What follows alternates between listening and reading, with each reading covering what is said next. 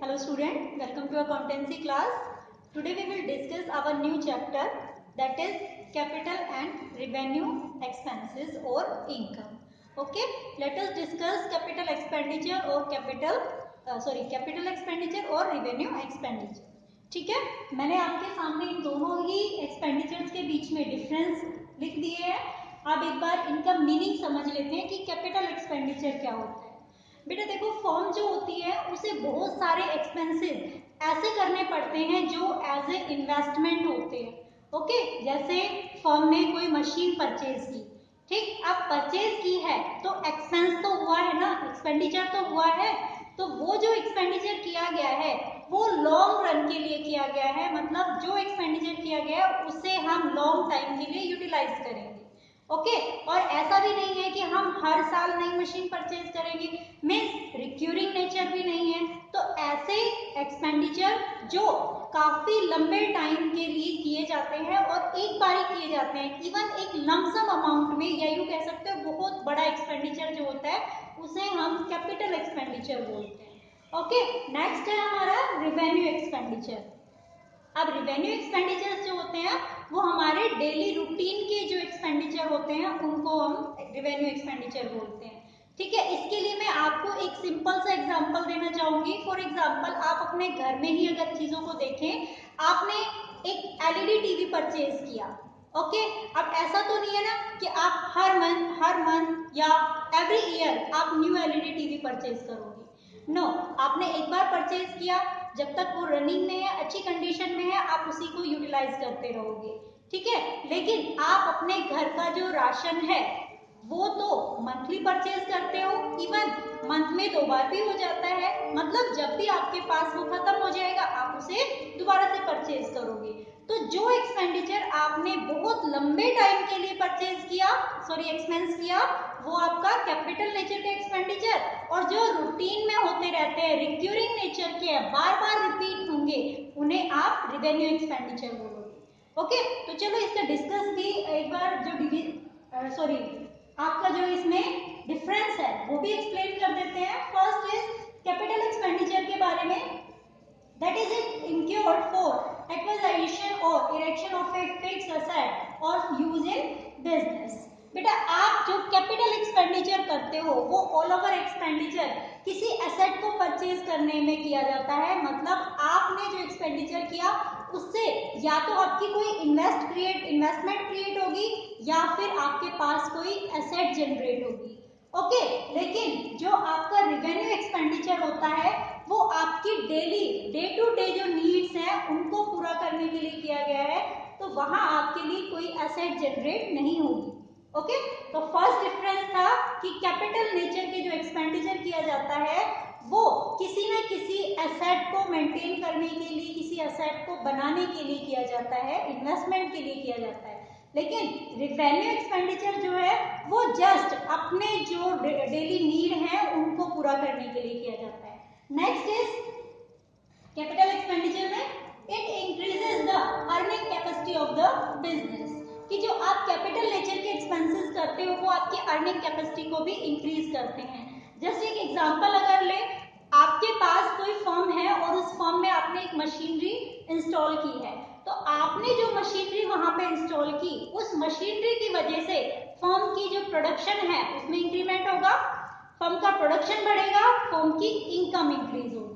Okay, लेकिन अगर यहाँ बात की जाए कि उस मशीनरी को लुब्रिकेंट्स की जरूरत है, वहां पे स्पेयर टूल्स जो है उनको यूज किया जा रहा है, मतलब जो मशीनरी में छोटे मोटे खर्चे होते हैं उन खर्चों को आप पूरा करने के लिए अगर कोई एक्सपेंडिचर करते हो, दैट इज रिवेन्यू एक्सपेंडिचर. वो जस्ट हमारे वो सारे एक्सपेंडिचर जो है वो आपके काम को स्मूथली रन करने के लिए किया जा रहा है.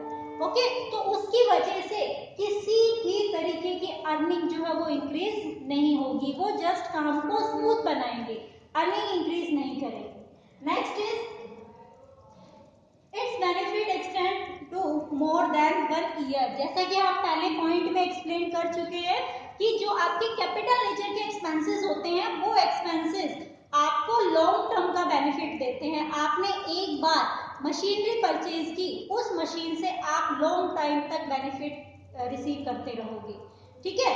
लेकिन जो लुब्रिकेंट ऑयल है, लूज टूल्स हैं, स्पेयर पार्ट्स हैं, वो सब चीजें क्या है, वो मशीनरी को इजीली काम करने में हेल्प कर रहे हैं बस, ठीक है।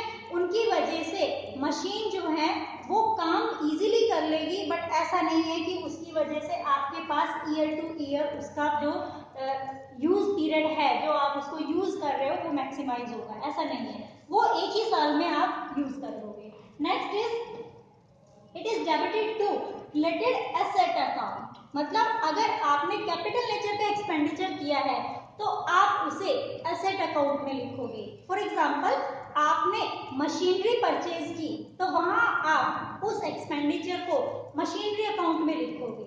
ओके, फिर आपने क्या किया, वहां उस मशीनरी के लिए कोई एडिशनल और इक्विपमेंट उससे अटैच किया, ठीक है। तो यहाँ जो एडिशनल खर्चा किया गया वो भी क्या कर रहा है, मशीनरी की वैल्यू को बढ़ा रहा है। मतलब मशीन के लिए कुछ और इंस्टॉल किया गया है तो वहां आपकी एसेट ही इंक्रीज हो रही है, ठीक है।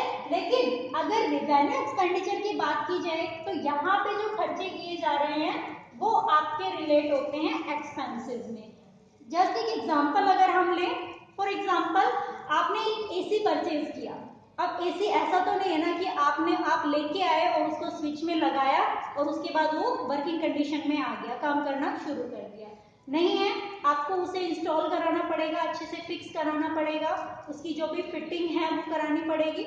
ओके, तो उसमें जो भी एक्सपेंसेस होंगे उस टाइम इंस्टॉलेशन के टाइम, वो आपके ऑल ओवर कॉस्ट में ऐड हो जाएंगे, ठीक। मतलब कहने का मतलब था, आपने अगर कोई असेट परचेज की और उस असेट को यूज में लाने के लिए और कोई खर्चा उस पर किया तो वो उस असेट की वैल्यू में ऐड हो जाता है, ठीक है। लेकिन अगर बाद में कोई रिपेयर करा रहे हैं आप, बाद में कुछ और उसमें खराबी हो गई है, उसको ठीक करा रहे हैं, तो वो उस असेट की वैल्यू को नहीं बढ़ाएगा।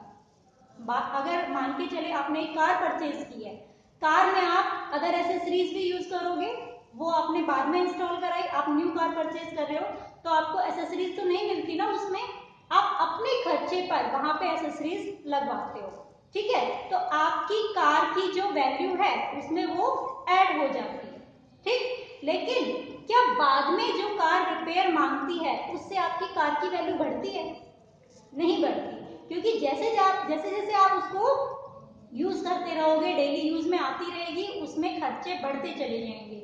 और ऐसा बिल्कुल नहीं होगा कि आपकी जो कार है उसमें आपने जितने भी खर्चे लगाए वो उसकी वैल्यू में ऐड होंगे, नो, वो उसके अदर एक्सपेंसेस होंगे। ओके, तो जो खर्चा हमने न्यू मशीन को इंस्टॉल करने के बाद किया वो उस मशीन की वैल्यू में ऐड होगा, लेकिन जो बाद में रिपेयरिंग के लिए यूज हो रहा है वो आपके रिवेन्यू एक्सपेंडिचर में होंगे। Next is it is real account. आप लोगों को फर्स्ट मैंने जो चैप्टर कराया था उसमें अकाउंट्स के बारे में बताया था कि अकाउंट्स जो है वो कितने तरीके के होते हैं। तो 3 टाइप्स के अकाउंट थे आपके पास, रियल अकाउंट, नॉमिनल अकाउंट और पर्सनल अकाउंट, ठीक है। तो वहां नेचर एक्सप्लेन किए थे कि रियल अकाउंट क्या होता है। रियल अकाउंट जहां पे आपके पास कोई फिजिकल एसेट हो, कोई फिजिकल एसेट आ रही है, कोई फिजिकल एसेट जा रही है, तो वो रियल अकाउंट होते थे। जैसे आप मशीन परचेज करते हो तो मशीन आती है, कैश जाता है, दोनों ही रियल एसेट है, ठीक है। और जो हमारे पास नॉमिनल एक्सपेंसेस होते हैं, मतलब नॉमिनल अकाउंट होता है, वो जस्ट एक्सपेंस और इनकम से रिलेटेड होता है। मतलब आपने जितने भी एक्सपेंसेस करने हैं, जितनी भी इनकम होनी है, वो सभी इसमें आते हैं नॉमिनल अकाउंट में। ओके, जो कैपिटल एक्सपेंडिचर होंगे वो रियल अकाउंट का पार्ट होंगे और जो रिवेन्यू एक्सपेंडिचर है वो नॉमिनल अकाउंट का।